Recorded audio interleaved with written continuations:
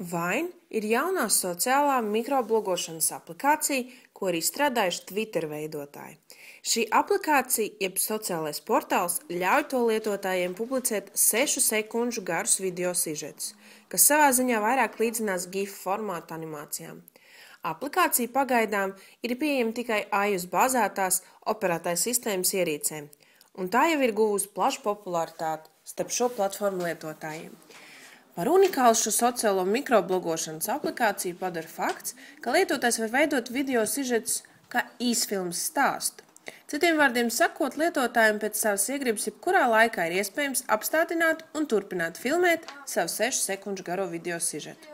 Spiežot jebkurā vietā uz ierīces ekrāna, lai to ierakstītu, un atlaižot pirkstu no ekrāna, lai iepauzētu. Nofilmētais sižets automātiski saliekas kopā vienā veselā 6 sekundžu animācijā. Vine aplikācijas interfejs ir ļoti rūpīgi pārdomāts. Video sižeti atskaņojas automātiski, tiklīdz lietotājs ar vienkāršu pirkstu kustību zešu novelk uz attiecīgā sekotāja publicēto animāciju. Jāpiebilst, ka animācijas ir iespējams atskaņot ar skaņu, un tās nekad neapstājas, kamēr pats lietotājs nenospiež attiecīgo video apstāšanās pogu, vai arī pirksta kustības žestu novirzās no publicētā video sižeta uz citu.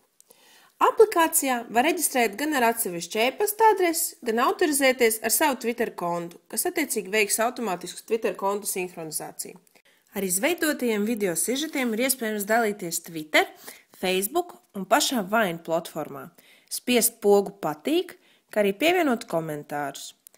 Paralēli tradicionāli pieejamām komentēšanas, patīk un dalīšanās iespējām, publikācijās var pievienot tagus, apskatīt citu populārāko lietotāju publikācijas hashtagu sadaļā – sports, magic, food un tā tālāk. Šī aplikācija pagaidām atrodas savā attīstības stadijā un iespējams vēl būs pieejami dažādi citu veidu papildinājumi, kā piemēram dažādu fotofiltru pievienošanas iespējas un tam līdzīgi. Arī man ir mans Vine profils, kurā man ir 10 video un 18 video, kas man patīk. Sekoja 23 cilvēkiem un 19 seko man. Visvairāk laikotais video ir ar 3 laikiem. Es neesmu tik populāra. Viņš izskatās šādi. Protams, nesalīdzinām ar populāriem cilvēkiem Amerikā. Un te ir tāda iespēja, ka apstīties populārākos video. Un pirmais video ir Andy Milonakis video, kas ir amerikāņu aktieris, un viņas vien Cinco de Mayo, kas ir meksikāņu svētki. Tālāk ir video, kas ir Mac Miller video, tas ir 21 gadu vecs reperis Amerikā, un arī nākamais ir viņa. Vēl viena aktrise, kas arī svin Cinco de Mayo svētkus, kurai ir 4652 laiki un 268 komentāri pie šī video. Tātad 6.